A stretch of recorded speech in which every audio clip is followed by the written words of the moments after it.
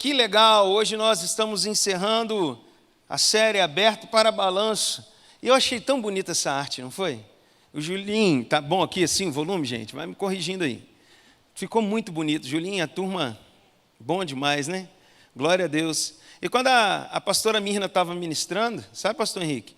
Eu estava pensando assim, eu não lembro de ter mandado mensagem para a pastora, eu não lembro de ter falado o que eu ia pregar, eu não lembro de ter falado nada com nada, nem conversei com o Naax, nem com o André hoje.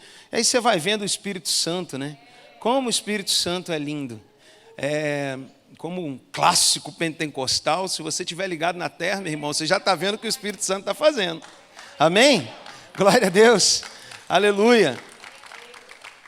Abra a tua Bíblia comigo, em Gênesis. Vamos aproveitar a novela, né? Mas não chegou ainda nesse capítulo, eu acho não, viu? Gênesis 39. Gênesis 39, eu vou ler o verso 2 e o verso 21. Gênesis 39, 2 e 21 diz assim a palavra de Deus. O Senhor era com José, que veio a ser homem próspero, e estava na casa do seu senhor egípcio. E o verso 21 diz que o Senhor, porém, era com José, e lhe foi benigno, e lhe deu mercê perante o carcereiro. O Senhor era com José e o prosperou na casa do seu senhor. O Senhor, porém, estava com José e lhe foi benigno diante do carcereiro. A gente vai encerrar essa série Aberto para Balanço, conversando sobre o balanço da convicção. Porque é isso que aconteceu aqui, entre a ministração do louvor e agora a ministração da palavra, nada mais é do que um realinhamento da convicção. E é muito interessante que a chave principal desses dois versos, pelo menos na minha leitura, é quando repetidamente nós lemos a mesma coisa. Independente do contexto, independente da circunstância, uma coisa era garantida segundo o que nós lemos. O Senhor estava com José. O Senhor era com ele. Nós conversamos no primeiro encontro do Aberto para Balanço sobre o balanço da culpa, onde nós entendemos como é maravilhoso perdoar e ser perdoado. Quando nós olhamos para dentro de nós e percebemos que às vezes algumas coisinhas que não deveriam estar mais, estavam ocupando espaço, e aquilo que era prioritário já não estava encontrando espaço, e nós, no poder do Espírito Santo, no amor de Jesus, nós arrancamos fora, nós perdoamos, nós liberamos perdão, nós recebemos perdão, e o nome do Senhor foi glorificado. Depois nós conversamos sobre o balanço da nossa espiritualidade, porque quando eu estou dizendo de balanço, é de fato essa autoanálise, essa autorreflexão, como as empresas fazem, vai lá, conta o estoque, vê se está tudo certinho, vê se aquilo que tinha continua tendo, se não tem, o que aconteceu. Então, no segundo encontro, nós falamos sobre o balanço da espiritualidade, com uma pergunta muito, muito séria: onde nós temos perdido Jesus? E a gente meditou, será que nós perdemos Jesus no nosso quarto de oração? Porque nós não estamos mais indo nesse lugar de encontro? Será que nós perdemos Jesus no pecado costumeiro, programado, intencional? Ou será que nós perdemos Jesus na negligência da leitura das Escrituras? Nos momentos a sós com a palavra? E até adicionando algo, só um parênteses, como a pastora falou, será que nós temos perdido Jesus na falta de comunhão com o corpo, porque a gente tem sentado em cima de uma questão que às vezes nem nos atinge? E hoje, para encerrar, eu quero falar um pouco sobre convicção. Eu creio que, para encerrar esse tempo, é tempo de nós fazermos o balanço da convicção. Convicção, meus irmãos, é certeza. Certeza é fé. E fé é exatamente aquilo que agrada a Deus. É ou não é verdade? Sem fé é o quê? Impossível agradar a Deus. É por isso que nós não podemos encerrar um tempo como esse sem falar na convicção. Porque a convicção é algo que se manifesta muito no nosso cotidiano. Muito na nossa jornada diária, nós precisamos sempre visitar o nosso coração, visitar os nossos sentimentos. Porque senão a gente acaba se enrolando. Nós somos expostos a diversas situações ou circunstâncias todos os dias. Todo dia você acorda. Aí quando você sai, se você vai olhar o WhatsApp, eu nem recomendo, porque, né? Já tem tanta notícia ruim que... Aí você vai pegar um ônibus ou entrar num carro para ir para o seu trabalho, para resolver os seus afazeres, para cuidar da casa, sei lá. É uma sessão, uma sequência de coisas que vão acontecendo. E a gente é exposto todos os dias a situações que nos apresentam como está a nossa convicção. Eu começo perguntando, em dias dolorosos, como fica a nossa convicção? E em dias chamados dia de paz, como é que fica a nossa convicção? Será que aquilo que eu digo que creio, ou aquele em quem eu digo que creio, tem se manifestado cotidianamente nas minhas decisões? No meu modus vivendi, como eu vivo, como eu ando, como eu penso, como eu reajo, como eu respondo? Se a gente for começar a pensar, nós começamos a entender o quanto isso é importante. E acho que esse trecho e a história de José como um todo vai nos trazer boas reflexões sobre onde nosso Deus está. Onde Deus está com a gente? Em qual momento Deus está conosco? E eu creio que em nome de Jesus, nós sairemos daqui sim firmes e convictos de que o Senhor está conosco a despeito de qualquer circunstância.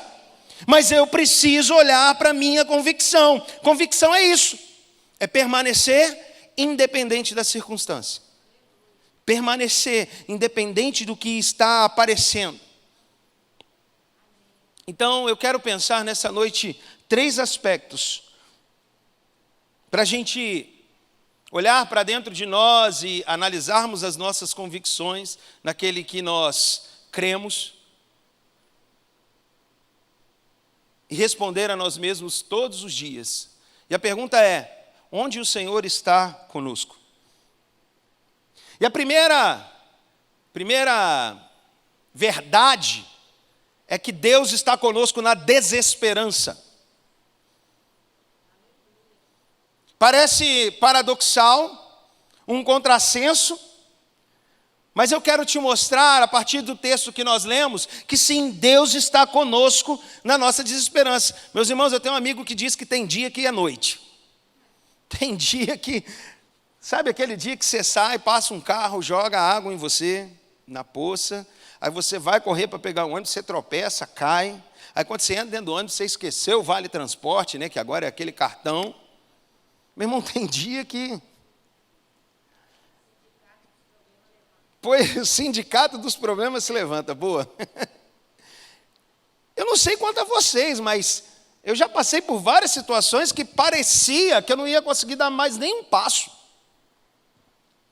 Há momentos que na nossa vida a gente se sente tão sufocado, tão pressionado, tão apertado que a gente diz, não dá nem para respirar, não tenho mais força, os céus estão nublados, o céu está de bronze, eu não vejo esperança. É igual quando o apóstolo Paulo estava migrando para a Itália e teve aquele naufrágio na ilha de Malta, um dos textos mais assim, pesados, eu não sei se é a palavra certa, mas em Atos 27 diz assim, e não parou de chover, 3 dias e 3 noites, e cessou toda a esperança.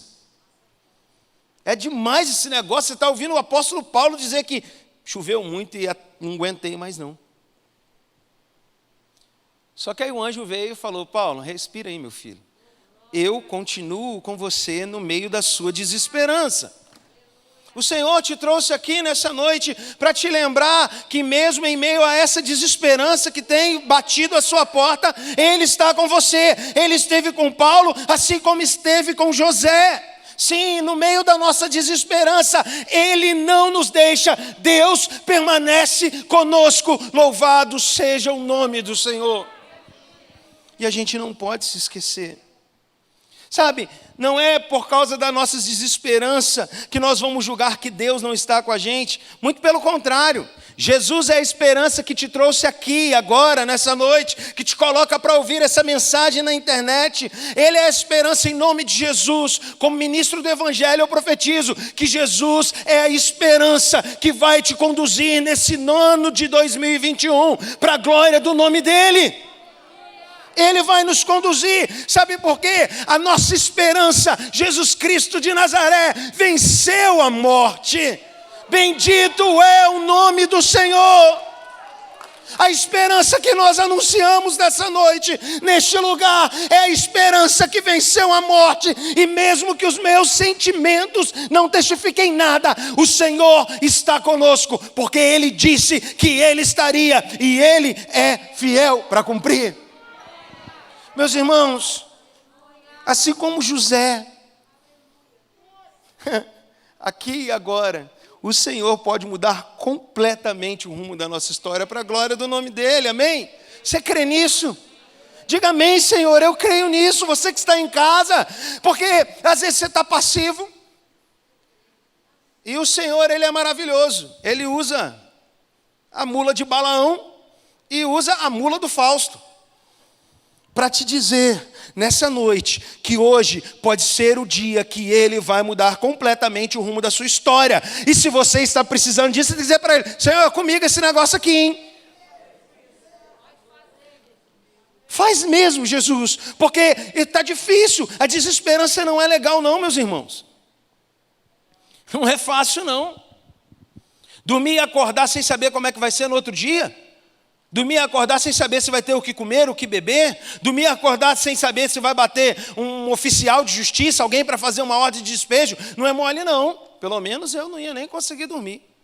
Eu tenho um amigo aqui no culto, Juan, e aí quando eu falo que eu sou ansioso, ele sempre dá risada. Não, você não, que isso, tranquilo. Não é fácil. Não é mole não. Só que o Senhor é poderoso. Meus irmãos, guarda, olha só. José, ele foi vendido como escravo. Mas José, vendido como escravo, não estava só. Está aí no verso 2. O Senhor era com José, que veio a ser homem próspero, e estava na casa do seu senhor egípcio. Ele foi prosperar na casa daquele que o comprou para ser como escravo. O Senhor estava com José, e na desesperança de ter sido vendido como escravo, o Senhor fez José prosperar. Meu irmão, Deus fez um escravo prosperar na terra do Egito. O que mais Ele não pode fazer a nosso respeito? Na nossa desesperança, o Senhor age. E sabe por que José prosperou? Sabe por que o escravo foi morar na casa do Senhor? Porque o Senhor estava com ele. Só deu certo porque o Senhor estava com ele. Meus irmãos, quando o Senhor está conosco, mesmo que a gente não perceba, mesmo que em meio à nossa desesperança, dá tudo certo. Eu sou prova viva disso. Eu sou prova viva disso. Desde que eu voltei para casa, um monte de coisas aconteceram. E houveram dias que eu tive que ligar para a pastora para orar. Teve dias que foram difíceis. Mas essa esperança me trouxe aqui, hoje, agora, para dizer para você que no meio da nossa desesperança, nós podemos crer que o Senhor está conosco. Eu não sei como é que está seu dia hoje. Você que está em casa, eu não sei como é que está a sua semana, o seu ano, o seu mês, sei lá. Mas uma coisa é certa. Se eu e você não nos esquecermos daquele que é a esperança, Ele não vai nos deixar sós. A única coisa que eu quero te falar sobre isso é: permaneça firme em Jesus, permaneça firme na fé, e você vai ver o que o Senhor fará para a glória do nome dEle na sua vida. Deus estará conosco em meio à nossa desesperança. Eu estou dizendo isso porque 2021 já pode ter trazido alguns contextos de desesperança. E eu não estou dizendo que eu estou dizendo para você que, olha, vai acontecer. Mas se acontecer, eu quero que você lembre do balanço da convicção, que não são as circunstâncias que diz que Deus está ou não com você. O que garante que Ele está com você é que Ele falou, eu vou estar com você todos os dias. E isso nos basta. Segundo lugar, onde Deus estará conosco, no lugar da injustiça. Primeiro, no lugar da desesperança. Segundo, no lugar da injustiça. Meus irmãos queridos, quantos de nós já sofremos com injustiça? E é barra. Essa história de José você conhece muito bem. Você já viu novela, já viu filme. Se você é crente, leu na Bíblia, pelo menos eu espero, né? E a gente vê que José foi comprado por alguém que não era pobre. Potifar não tinha como ser pobre, senão ele não ia ter dinheiro para comprar um escravo. E ele comprou José, né? E aí, aquilo que era bom para Potifar ficou ainda melhor. Porque tudo que José fazia dava certo. A ponto de José faz o seguinte, toma aí, controla tudo você, eu só quero saber de comer e beber e pronto, e você seja o mordomo da minha casa. E as coisas só andavam bem, só prosperava. E é interessante que quando José estava nesse lugar, que eu estou fazendo a transição da desesperança para a injustiça, o próprio Potifar, no verso 3, disse uma coisa. O texto fala, vendo Potifar, o quê? Que o Senhor era com ele, e que tudo que ele fazia, o Senhor prosperava. No lugar da injustiça, a prosperidade. Quando nós continuamos a testemunhar de Deus, porque tudo que José fazia, Potifar era tão abençoado, sobremaneira, a ponto que ele parou de se preocupar com as contas. Devia ser legal, Potifar chegava no restaurante e só olhava o lado esquerdo do cardápio. Nada de olhar para o lado direito. Não quero saber quanto é, eu quero comer isso aqui. Por quê? José, o escravo, tinha a presença de Deus e tudo que ele fazia dava certo. Não faltava nada. Agora, não é muito fácil. Porque para Potifar estava bem, mas José continuava escravo. E mais, chegou um momento que José precisou tomar uma decisão. A gente fala muito, eu brinco muito chamando a mulher de Potifar de Potifona, né? Mas isso é um negócio muito sério.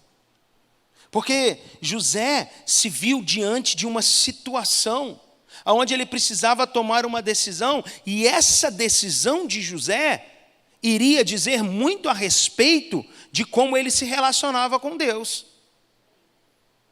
Às vezes nós somos expostos a situações onde nós precisamos tomar decisões, e são nesses momentos que nós testemunhamos e proclamamos acerca da nossa relação ou do nosso relacionamento com Deus.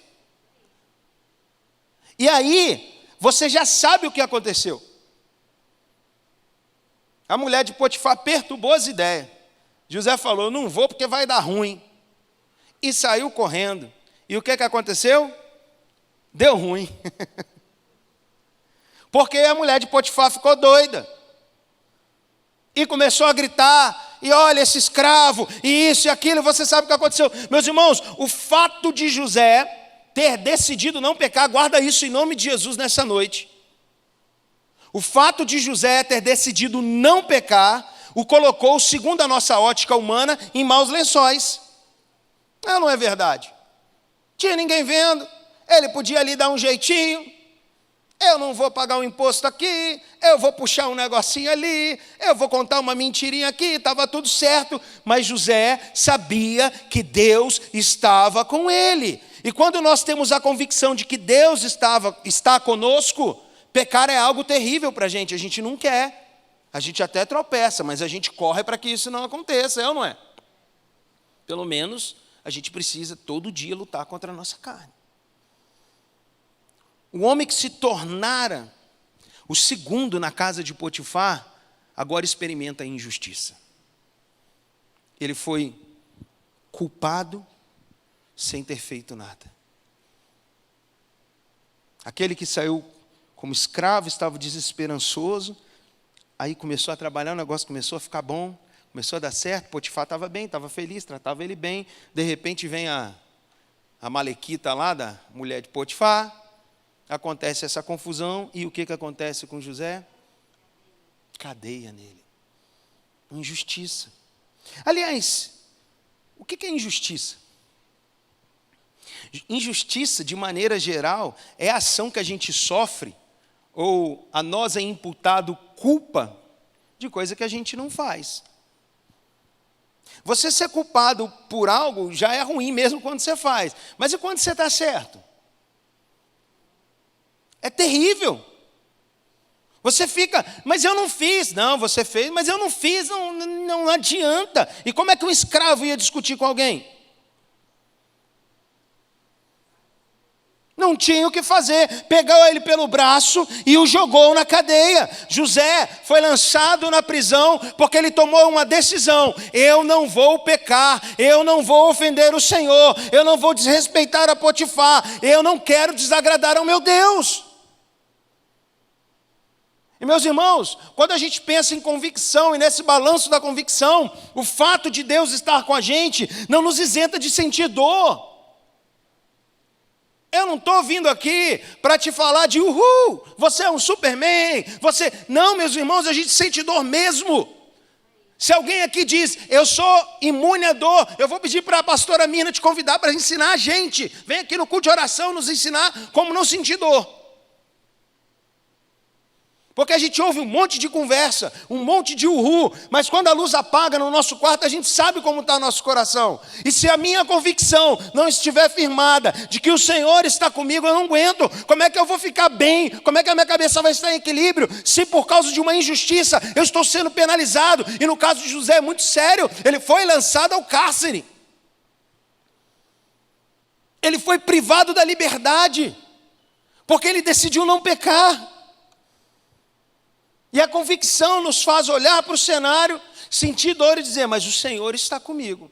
Eu não sei o que está acontecendo, mas o Senhor está comigo. E se no final de tudo o nome dele for glorificado, vale a pena. Essa é a nossa convicção, porque nós somos feitos para a glória do nome dele. Tem tudo a ver com ele, tem tudo a ver com a vitória na cruz e com o céu que ele preparou para a gente. É por causa dele. É por causa do amor dele. Se você está encarando injustiça hoje, eu vim aqui nessa noite para te lembrar de algo, que a presença de Deus é suficiente para mudar o cenário. O Tzidkenu Yavé, o Deus da nossa justiça, está aqui neste lugar. Basta você ver o verso 21 que nós lemos. O Senhor, porém, era com José e lhe deu mercê perante o carcereiro. Mesmo injustamente preso, Deus não deixou de estar com José. Assim como na casa de Potifar, estava dando tudo certo na cadeia. É impressionante o que a presença de Deus faz com o ambiente onde nós estamos. É impressionante. Ele estava como escravo, virou senhor da casa quase. Ele estava lá na cadeia, acusado de um crime gravíssimo. E de repente o ambiente da cadeia virou melhor do que... Olha o que a presença do Senhor faz, meu irmão. Essa convicção precisa estar no nosso coração todos os dias. Quando o Senhor está conosco, os ambientes mudam. Sabe, Deus estava com José. Deus usava José naquele lugar de injustiça. E José continuou sendo José. Tanto que o copeiro e o padeiro tiveram um sonho. E José foi lá e deu a interpretação. Aí você fala, nossa, Deus, José é um superman. Não, ele sabia que ele era injustiçado. Tanto que no verso 23 do capítulo 40, diz que o copeiro não se lembrou de José, porém dele se esqueceu. Porque quando José interpretou o texto, o sonho, falou, quando você estiver diante de Faraó, lembra de mim, porque eu fui lançado aqui injustamente, eu não pude nem me defender. Ninguém nem quis me ouvir, eu simplesmente fui lixado e fui acusado e fui preso. E o abençoado do copeiro deixou José no mesmo lugar de injustiça, mas Deus estava com ele. Ah, meu irmão, mesmo que você esteja hoje enfrentando uma injustiça pesada, você que está em casa, que tem chorado porque tem sido acusado daquilo que você não fez, nessa noite, neste tempo, saibamos, Deus está conosco. Mesmo que os sentimentos estejam confusos, porque a injustiça confunde os nossos sentimentos. A injustiça nos cansa o coração, tira o sono, corrói a alma, nos faz ficar amassados, tristes, dói. A gente precisa caminhar na convicção de Mateus 28, que eu já falei e vou falar outra vez. Eu estou com vocês todos os dias, até a consumação dos séculos. Queridos, eu não estou dizendo que é fácil, que é um mar de rosas, não. Se você quiser chorar, chore. Se você quiser gritar, grite. Se você quer dizer que está sem esperança, diga, estou sem esperança, mas em nome de Jesus, faça isso na presença dEle, porque Jesus é o único que pode mudar o nosso cenário. Faça isso, Ele está aí na sua casa, Ele está aqui no templo conosco na nossa vida.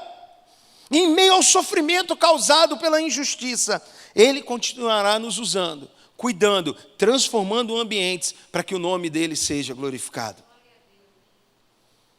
Primeiro, na nossa desesperança, Deus está conosco. Parecia que a venda como escravo iria acabar com a vida de José. Mas não, o Senhor estava com ele e Potifar prosperou. Agora vai. A esposa de Potifar arruma essa confusão. Joga José na prisão. Parece até Galvão Bueno, né? Agora sim, agora não. Joga o coitado José na prisão. Aí as pessoas dizem, agora não vai mais não. Mas o Senhor estava com José na prisão. E a prisão virou resort. Estava tudo certo. Eu imagino como é que deve ter sido legal para caramba. Porque o Senhor estava com José. E se o Senhor estava com José e José dava testemunho de quem ele era, aqueles presos foram alcançados pelo Senhor. Eu não tenho dúvida. Agora, há um terceiro lugar que o Senhor está conosco. No palácio. O Senhor está conosco no palácio. Porque depois desse tempo, aí o copeiro lembra, o faraó tem um sonho, e aí ninguém sabe resolver o sonho, e o copeiro fala, eita, lascou. Esquecido, coitado de José. Tomara que ele esteja vivo, né? Aí pega e chama José, e José vai lá e interpreta o sonho. Uma coisa não mudou na vida de José. Na desesperança e na injustiça. Vai lá em Gênesis 41, versículo 38 e 39. Olha o que Faraó fala com José. Disse Faraó aos seus oficiais, Gênesis 41, 38. Acharíamos porventura homem como este, em que há o Espírito de Deus. Disse Faraó a José, visto que Deus te fez saber tudo isso, ninguém há tão ajuizado e sábio como tu. José chegou no palácio, mas ele não perdeu uma convicção de que tudo que ele tinha vivido, todas as lágrimas que ele chorou, todas as agruras que ele enfrentou, apesar das dores, ele não estava sozinho. Deus jamais deixou José sozinho. Deus jamais nos abandona, porque Ele é Pai amoroso e Ele está conosco todos os dias. E é muito interessante, porque ao invés de José se perder ao chegar lá, ele continuou com essa mesma convicção, com o mesmo comportamento, com a mesma atitude de alguém que sabe que Deus estava junto. E para José, Faraó podia oferecer o que quisesse, Mas para José, o bem mais precioso que ele tinha era a companhia do divino companheiro chamado Senhor nosso Deus. Qualquer coisa que Faraó oferecesse a José não chegaria nem perto do que era a convicção de que Deus estava com ele. Ah, meus irmãos, nada pode ser mais precioso para nós do que a presença do nosso Senhor. Certa vez eu preguei um sermão aqui que disse que mais difícil que chegar é permanecer, né? Você vê campeonato de futebol, por exemplo.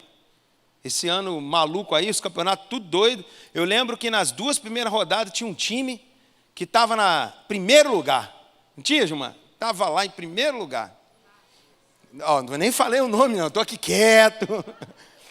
Eu estou aqui quieto. Todo mundo mandando mensagem. Aí esse domingo aconteceu um negócio que tem que ganhar de 12-0 para não cair. É muito esquisito.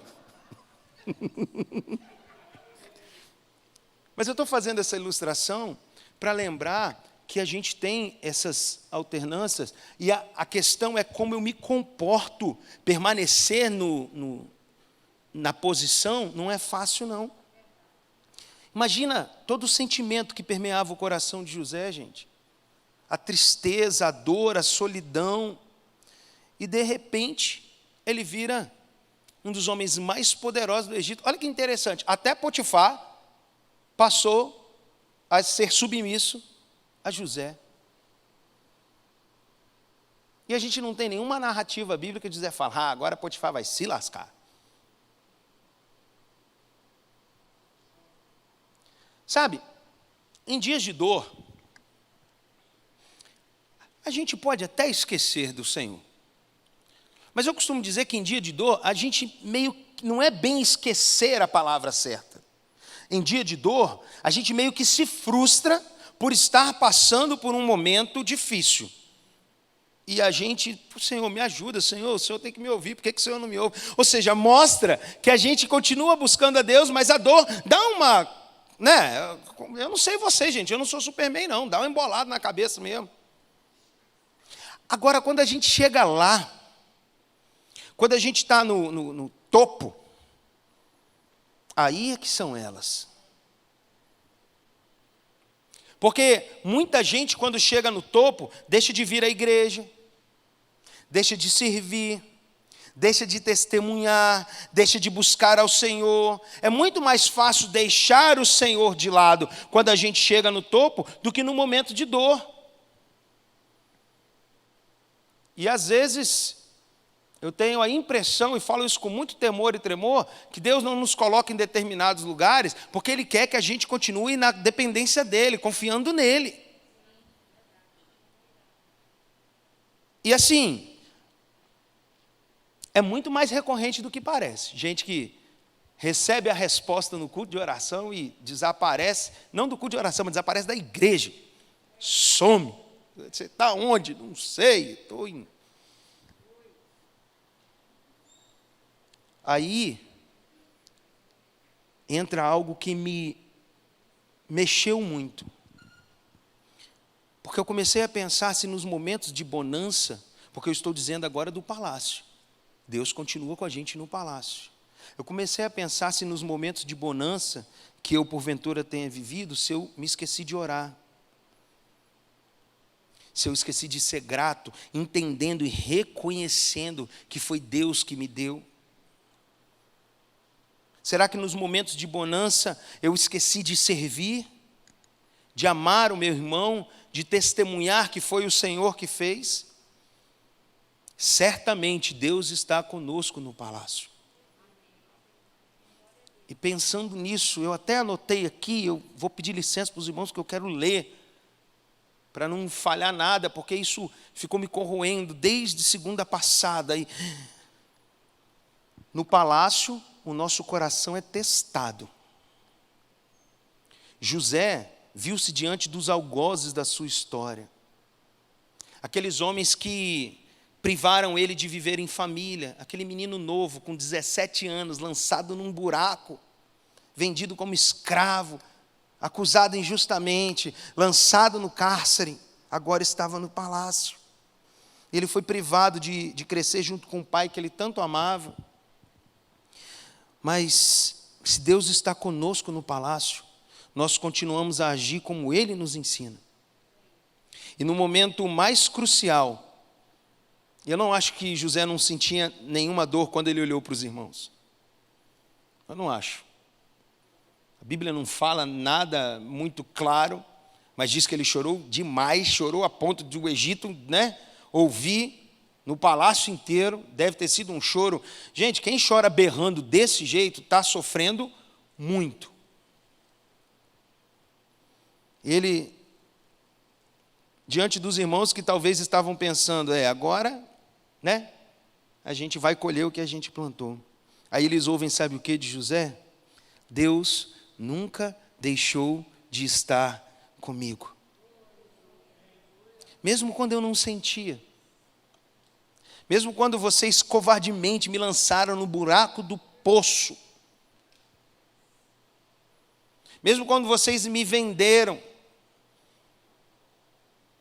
para aquela caravana que passava. Mesmo quando a mulher de Potifar me acusou de algo que eu não fiz. E fui lançado naquelas noites frias e insalubres do cárcere, Deus nunca deixou de estar comigo. E eu fico imaginando José dizendo, uma coisa eu digo, por ele estar comigo, eu sei exatamente porque tudo aconteceu. E ele diz, está aí em Gênesis 45, 5. Sabe por que tudo isso aconteceu? Agora, pois, não vos entristeçais, nem vos irriteis contra vós mesmos, por me haverdes vendido aqui. Olha o que está escrito. Porque para a conservação da vida, Deus me enviou adiante de vós.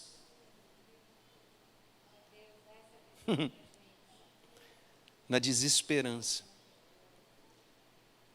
no lugar da injustiça e no palácio, Deus estará conosco durante todo esse ano de 2021. Foi uma alegria enorme ter você com a gente mais uma vez. Lembre-se de se inscrever no nosso canal, habilitar o sininho para receber sempre a notificação quando tiver um vídeo novo. E se este vídeo abençoa a sua vida, compartilhe ele com seus amigos e vamos juntos abençoar cada vez mais vidas. E a gente quer te ajudar a continuar na sua caminhada com Deus. Se você quiser se envolver na nossa comunidade, tem alguma dúvida sobre esse vídeo ou sugestão, mande uma mensagem aqui embaixo. Nosso time entrará em contato com você. Para saber de tudo que acontece na missão, basta nos seguir nas redes sociais. Somos o @Missão em Família, no Facebook e Instagram. Nós fazemos tudo isso porque acreditamos que em Deus encontramos vida. Foi um prazer ter você aqui com a gente. Até o próximo vídeo.